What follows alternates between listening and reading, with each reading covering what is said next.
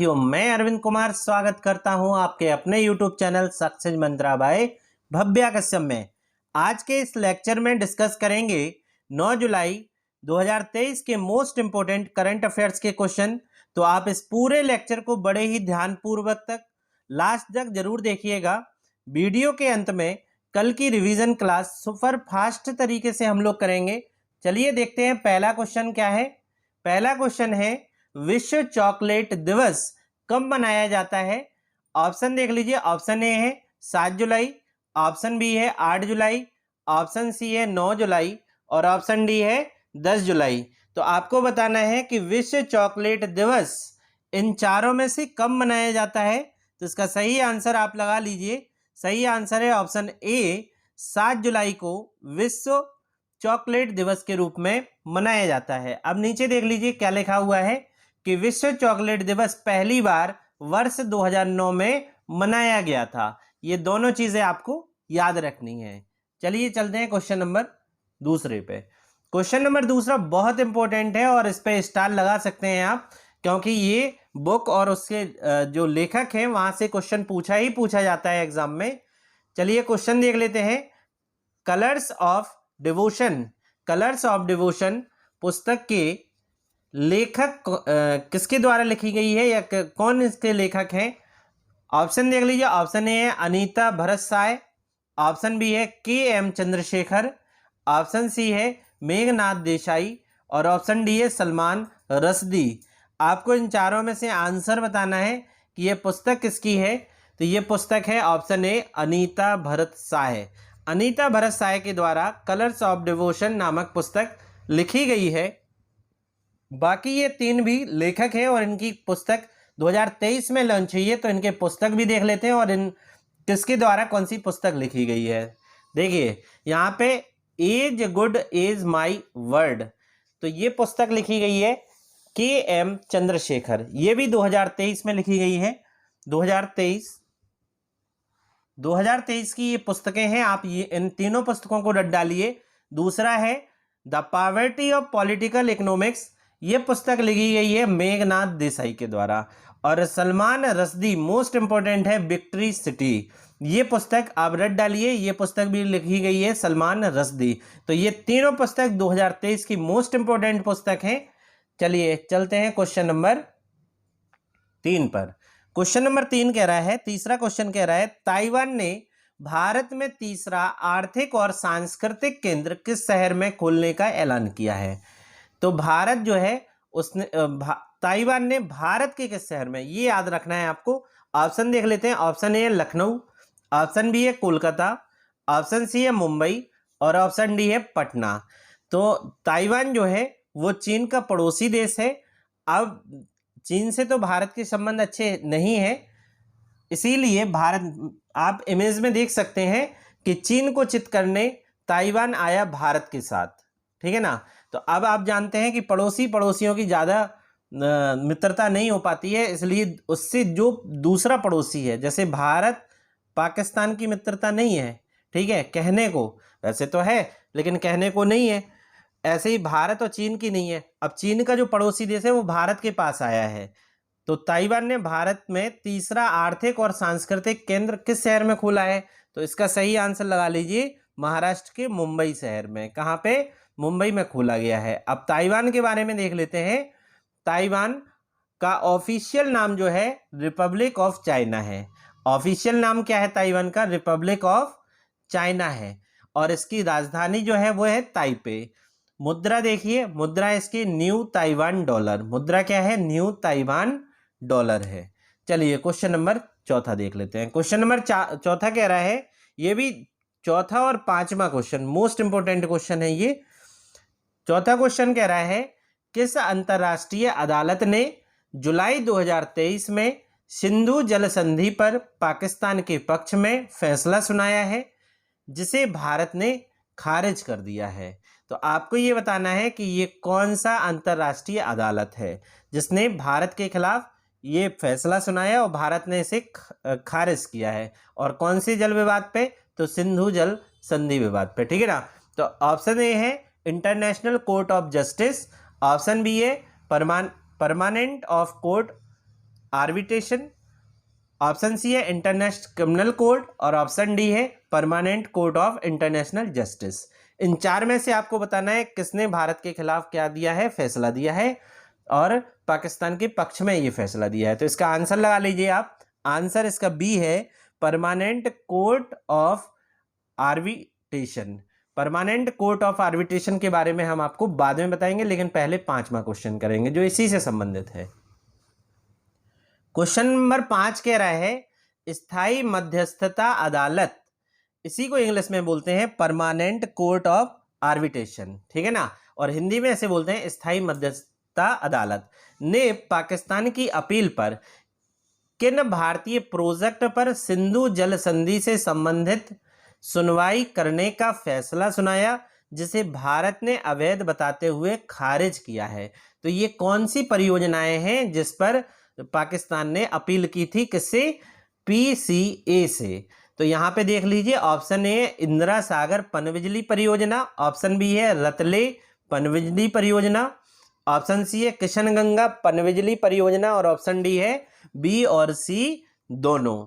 तो आपको इसका सही आंसर लगा लेना है। इसका सही आंसर है बी और सी दोनों। यहाँ हम आपको बता दें कि किशनगंगा जो नदी है वो झेलम की सहायक नदी है, और इसका डिटेल अगर आपको देखना है तो हमने एक अभी वीडियो बनाया था कुछ दिन पहले, सिंधु नदी तंत्र का वीडियो आपको प्लेलिस्ट में मिल जाएगा, आप वहां से इसका पूरा डिटेल देख सकते हैं, तब जाके ये पूरा क्वेश्चन आपको समझ में भी आ जाएगा। और वहां पे मैंने बता भी रखा था कि जो सिंधु नदी तंत्र है उसका जो विवाद है वो भारत और पाकिस्तान के बीच में है, ठीक है। तो उसी विवाद को यहाँ पे उठा दिया गया है। अब इन दोनों परियोजनाओं के बारे में देख लेते हैं। ये दोनों परियोजनाएं भारत के कश्मीर में है। कहाँ पे है, भारत के कश्मीर में है। पाकिस्तान इन जो परियोजनाएं हैं उन्हें हाइड्रो पावर प्रोजेक्ट का ये विरोध कर रहा है। कौन विरोध कर रहा है, पाकिस्तान विरोध कर रहा है। क्यों विरोध कर रहा है, क्योंकि यहाँ से जो पानी आता है उस पर भारत ने रोक लगा के इस पे पन बिजली परियोजना प्रारंभ कर दी है। तो इसी के विरोध में पाकिस्तान उतरा है। तो पाकिस्तान ने इस मुद्दे को लेकर permanent Court of arbitration PCA पहुंच गया था। उसने इस मुद्दे पर सुनवाई की अपील की थी और इसका विरोध भारत ने किया था और कहा था कि पीसीए को मध्यस्थता का अधिकार नहीं है। पीसीए को इन विवाद में मध्यस्थता का अधिकार नहीं है, ये किसने कहा, भारत ने, और उसने इसे खारिज पूर्ण रूप से कर दिया। अब पीसीए के बारे में फुल फॉर्म देख लीजिए, नीचे इसके बारे में पूरा मैंने लिख रखा है। परमानेंट कोर्ट ऑफ आर्बिट्रेशन इसका फुल फॉर्म होता है। हिंदी में इसे स्थायी मध्यस्थता न्यायालय भी कहा जाता है। इसकी स्थापना जो ही 1899 में की गई, याद रखना है आपको, स्थापना 1899 1899 में की गई। सदस्य देश हैं 122।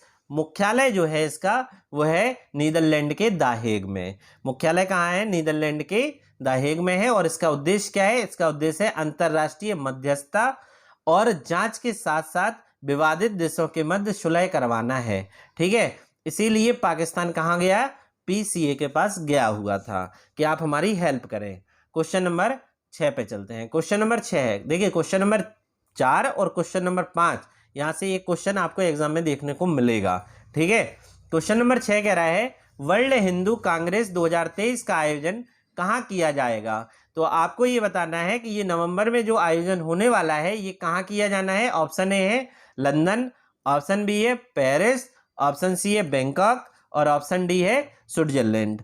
फटाफट इसका आंसर आप लोग बताइए, ये कहाँ किया जा रहा है। तो आपको याद रखना है ऑप्शन सी, थाईलैंड की राजधानी बैंकॉक में। कहाँ पे, थाईलैंड की राजधानी है ये बैंकॉक, जहाँ पे ये आयोजित किया जाएगा। और कब आयोजित किया जाएगा, तो नवंबर में। देखिए नीचे मैंने लिख रखा है इसके बारे में, आप पढ़ लीजिए इसे बड़े ध्यानपूर्वक। वर्ल्ड हिंदू कांग्रेस 2023 का आयोजन नवंबर में थाईलैंड की राजधानी बैंकॉक में किया जाएगा। क्वेश्चन नंबर 7 इंपॉर्टेंट है। क्वेश्चन नंबर 7 कह रहा है किस आईआईटी का पहला विदेशी कैंपस तंजानिया के जंजीबार में खोलने के लिए MOU साइन हुआ है, ठीक है ना। तो आपको ये बताना है कि कौन सा आईआईटी ये कॉलेज है जिसका पहला विदेशी कैंपस तंजानिया के जंजीबार में खोलने के लिए साइन हुआ है।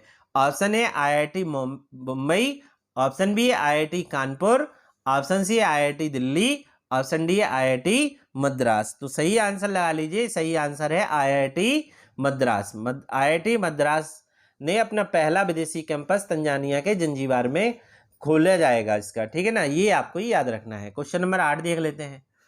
क्वेश्चन नंबर 8 कह रहा है, ये भी मोस्ट इंपोर्टेंट है, भारतीय कृषि अनुसंधान परिषद जिसे ICAR, अभी इसके बारे में फुल फॉर्म हम लोग बाद में देखेंगे, पहले इसके बारे में पढ़ लीजिए। भारतीय कृषि अनुसंधान परिषद की अनुसंधान सलाहकार समिति के अध्यक्ष के रूप में किसे नियुक्त किया गया है हाल ही में, ये आपको बताना है। ऑप्शन है अजीत पवार, ऑप्शन बी है कामेश्वर राव कोडबंती, ऑप्शन सी है नीरज प्रभाकर और ऑप्शन डी है अजीत अगरकर।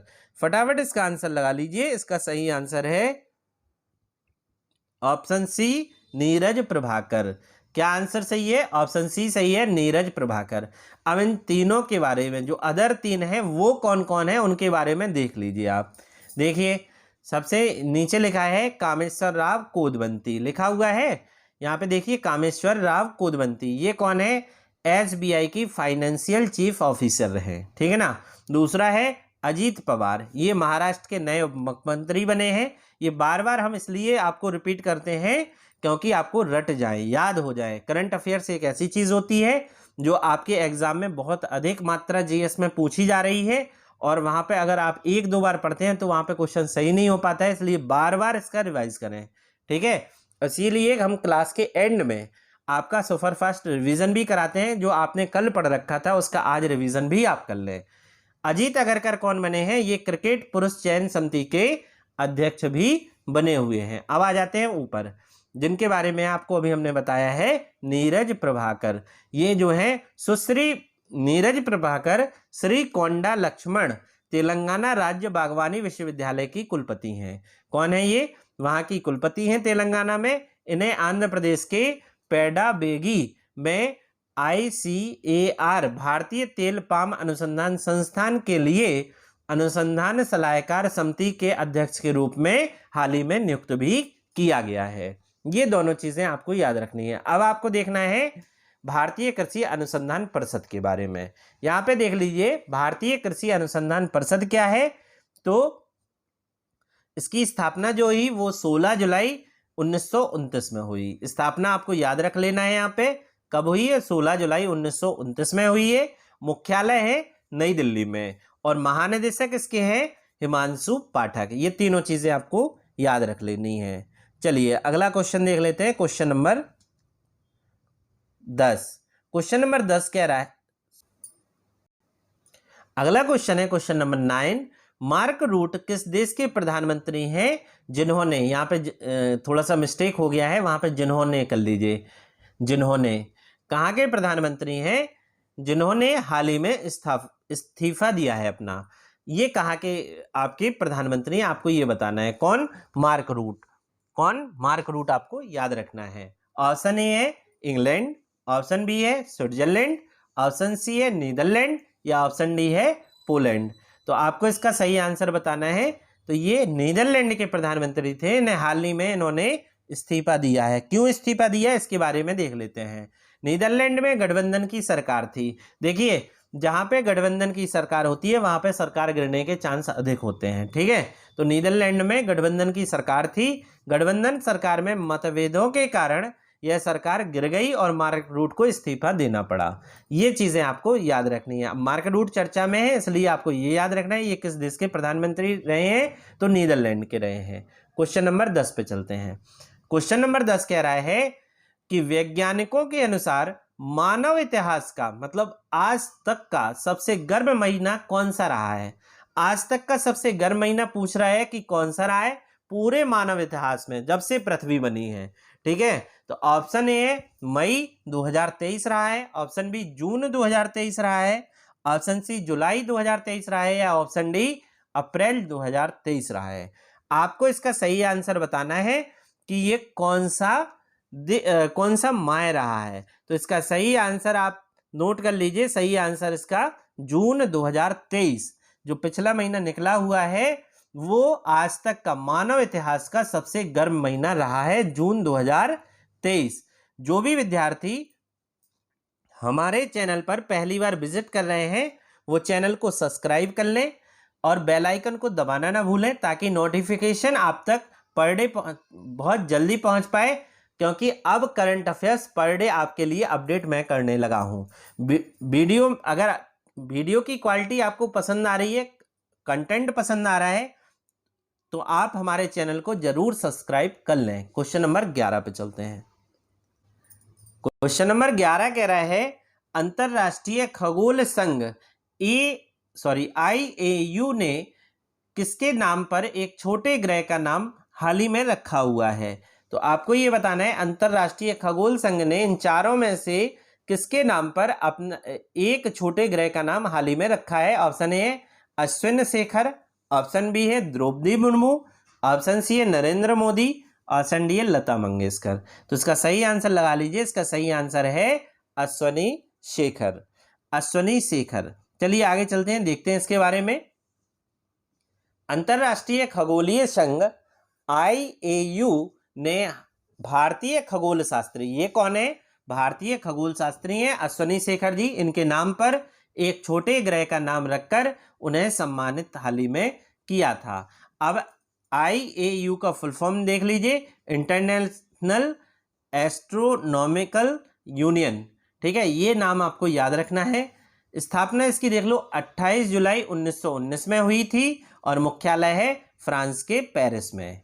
चलिए क्वेश्चन नंबर 12 देख लेते हैं। 12वां क्वेश्चन बहुत इंपॉर्टेंट है, क्योंकि कल इसके बारे में मैंने पढ़ाया था और आज इसके बारे में दूसरा क्वेश्चन सामने फिर से बन के आ गया है। क्वेश्चन नंबर 12 ये कह रहा है किस पड़ोसी देश के क्रिकेटर तमीम इकबाल ने संन्यास की घोषणा के अगले दिन ही वहां के PM के कहने पर फैसला वापस ले लिया है? तो आपको ये बताना है ये कहाँ के क्रिकेटर हैं जिन्होंने ये अपना फैसला वापस लिया है और किसके कहने पर? वहां के PM। और वहां का PM कौन है वो हम आपको आगे बताएंगे। ऑप्शन ए है म्यांमार देश, ऑप्शन बी है श्रीलंका देश, ऑप्शन सी है बांग्लादेश और ऑप्शन डी है पाकिस्तान देश। तो इसका सही आंसर है ये बांग्लादेश के क्रिकेटर हैं, इनका नाम है तमीम इकबाल। इन्होंने हाल ही में संन्यास की घोषणा की थी, लेकिन उसके अगले ही दिन वहां के PM के कहने पर इन्होंने ये फैसला वापस ले लिया है। आप देख लेते हैं इसके बारे में। बांग्लादेश के वनडे कप्तान, ये कप्तान भी हैं, तमीम इकबाल ने एक ही दिन में अपने संन्यास के फैसले को वापस ले लिया है। उन्होंने रिटायरमेंट वापसी का फैसला 7 जुलाई 2023 को बांग्लादेश की प्रधानमंत्री कौन है? तो शेख हसीना के कहने पर यह फैसला वापस लिया है। देखिए मैंने आपको अभी 12 क्वेश्चन अपडेट किए हैं आज के करंट अफेयर्स के। अब हम कल की करंट अफेयर्स 8 जुलाई की रिवीजन क्लास का फटाफट क्या कर लेते हैं, रिवीजन कर लेते हैं। चलिए देखते हैं पहला क्वेश्चन। पहला क्वेश्चन है हाल ही में भारतीय रिजर्व बैंक ने किसे कार्यकारी पद पर नियुक्त किया है? तो ये नियुक्त किया है P वासुदेवन को। किसे नियुक्त किया है? P वासुदेवन को नियुक्त किया है। क्वेश्चन नंबर दूसरा देख लीजिए। भारत का पहला वैदिक थीम वाला पार्क जिसका नाम है वेद वन, इसका उद्घाटन कहाँ हुआ है? तो उत्तर प्रदेश के नोएडा में इसका उद्घाटन हुआ। क्वेश्चन नंबर तीसरा देख लीजिए। राष्ट्रीय हरित अधिकरण जिसे NGT कहा जाता है उसके कार्यकारी अध्यक्ष कौन बने हैं? तो ये बने हैं शिव कुमार सिंह। कौन बने हैं? शिव कुमार सिंह बने हैं। क्वेश्चन नंबर चौथा देख लीजिए। हाल ही में FIH हॉकी प्रो लीग का खिताब किस टीम ने जीता है? तो ये खिताब जीता नीदरलैंड ने। क्वेश्चन नंबर 5 है हाल ही में EPR क्रेडिट प्राप्त करने वाला देश का पहला शहरी निकाय कौन बना है? तो वो बना है इंदौर। मैंने आपको यहाँ ये भी बताया था कि इंदौर 6वीं बार भारत का सबसे स्वच्छ शहर घोषित हुआ है।